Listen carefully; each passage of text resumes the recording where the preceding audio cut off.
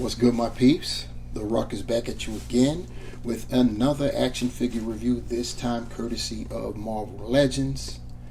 And what we have before us is an offering from the Infinity Ultron, the Disney Plus wave, which, as I've stated previously, is the final wave of action figures from Marvel Legends that will feature the plastic clear box packaging. So as you can see, we can view the figure within and the accessories. So it's looking pretty nice there. So yeah, what we'll do is check it out. You see, we've got the Moon Knight logo down below there because it was a show. We've got the spot varnished Moon Knight symbol. Reads Infinity Ultron as the Build-A-Figure. Turning to the side, you've got some beautiful artwork of Moon Knight, and it's repeated on the other side. So we spin to the back, we've got more beautiful artwork. To me, that's just gorgeous, of Moon Knight right there. Below, we've got the digital render of Infinity Ultron, and next to him we've got the 7 figures of this wave. 6 are required to build Ultron, and of course the figure that we're reviewing today, Moon Knight, is not required, but I guarantee you highly sought after. Most likely the most sought after in this wave, and that's a good thing because he comes 2 per case. Anyhow, he does come with a readout, which is clad in the ceremonial armor of Khonshu's chosen warriors throughout the centuries. Mark Spector is Moon Knight, sworn to obey Khonshu and deliver his vengeance accordingly. You hear that? Accordingly. That's right. So spin it to the front. Take a good look, because we won't see Moon Knight in packaging like this again. So here we have Moon Knight, Mark Spector himself, on our rotating base.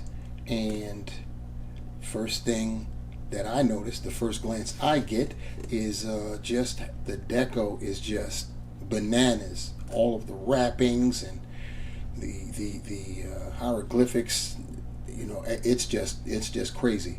We'll get a closer look when we take him off of the base, but for now, let's just keep Mark spinning around. What I need you guys to do is go below and hit that like button for sure. Do that, and while you're down there, hit the subscribe, and you know, if you haven't done so already, yeah, do that. Help keep this channel flowing and going, and yeah, we'll do that. And so what we'll do right now, while Mark is getting dizzy and you guys are busy hitting buttons, we will go over the accessories. Moon Knight comes with a set of closed-fisted hands, an additional set, and they are molded in a a dirty grayish kind of white, and you see the wrappings on the fists. Definitely unique sculpts right here, and yeah, gotta love them. They've got the horizontal hinges on these fists. Moon Knight also comes with these shuriken style, the crescent moon, they're shaped like, and they do have detail within them, molded in a platinum kind of color, I would say, both of them. And the crazy thing about this is that they can be snapped together to make one large fat crescent moon, as you can see right there.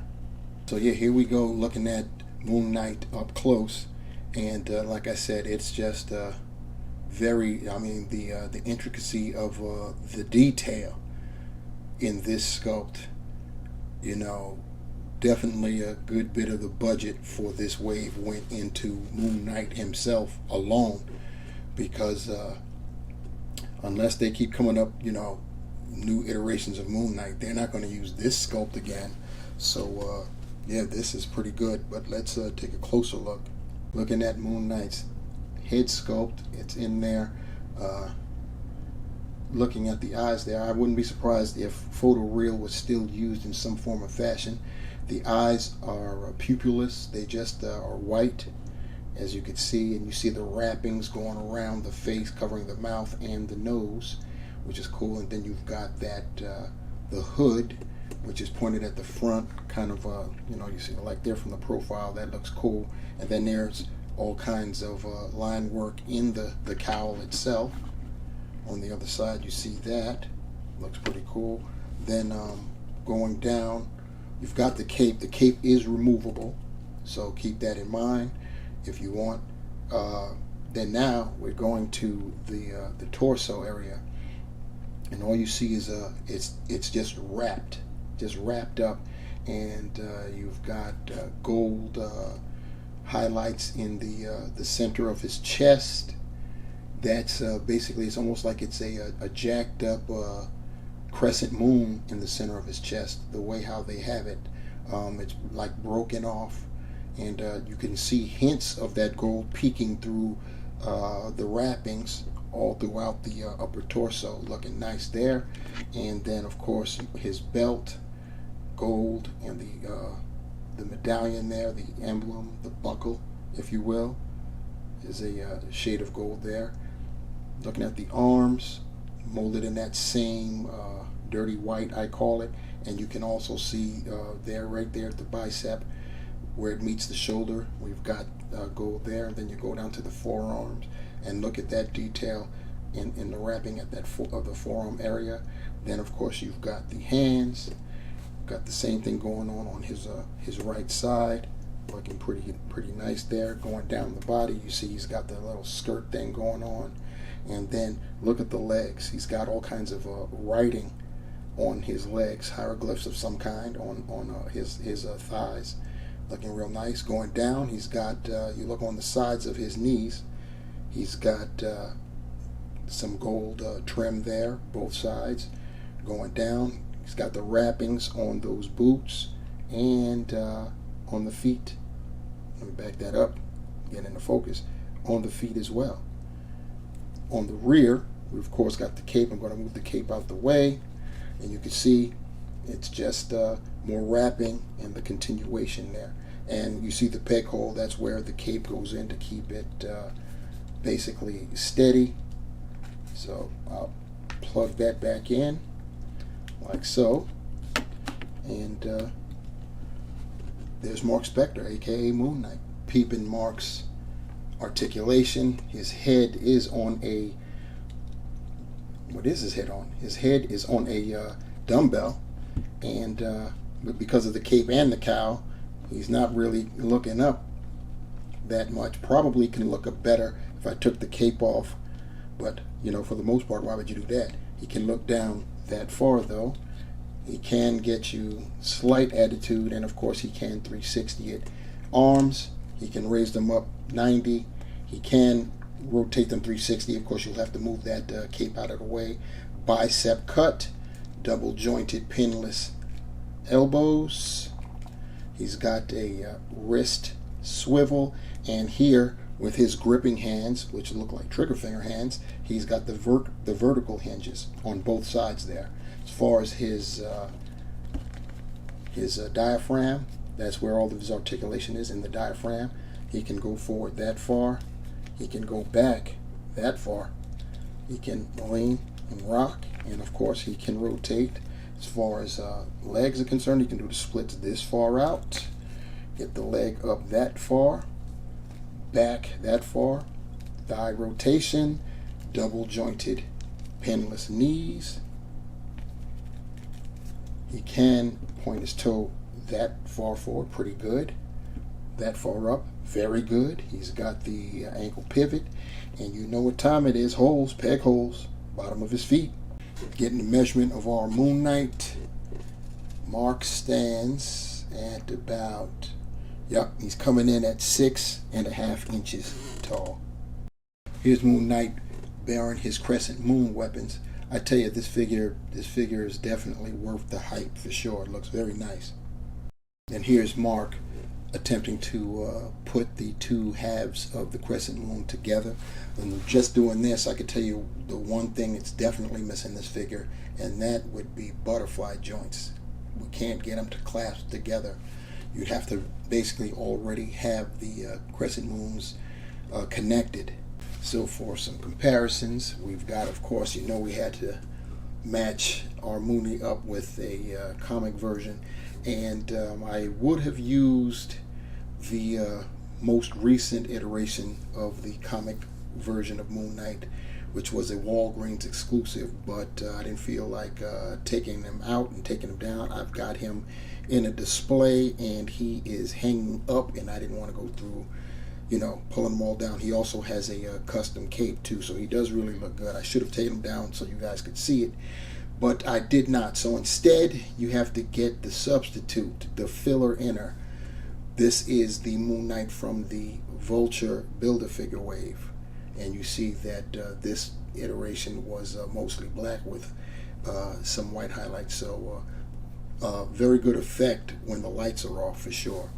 Here Moon Knight is with a fellow wave mate, the recently reviewed Kate Bishop, and his other fellow wave mate. We've got Clint Barton, aka Hawkeye, and bringing up the rear would be the very first character figure from this wave that I reviewed, that being Sharon Carter, otherwise known or not so known as the Power Broker.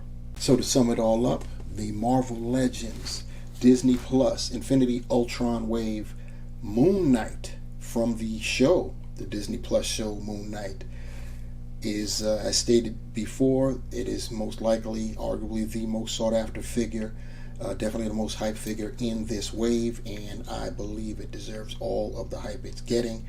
It is a beautiful figure. The detail is crazy, and the nice paint apps where they needed to be is also very nice. I think we should have gotten a Mark Spector head, that's for sure, because he was seen with his unmasked head face in this outfit before. So we definitely could have gotten that. It would have been nice to get that.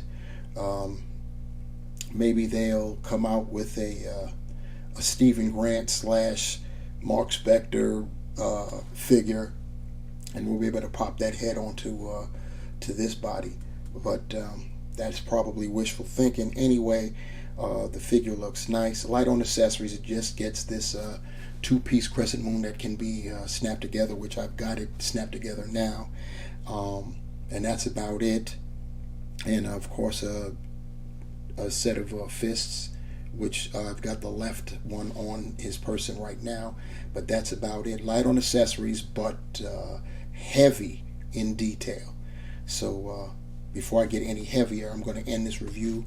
Go down below, guys, like the video, share the video, subscribe to the channel if you haven't done so already, and of course leave comments, questions, concerns, criticisms, what have you. Bring them. I'm here for them.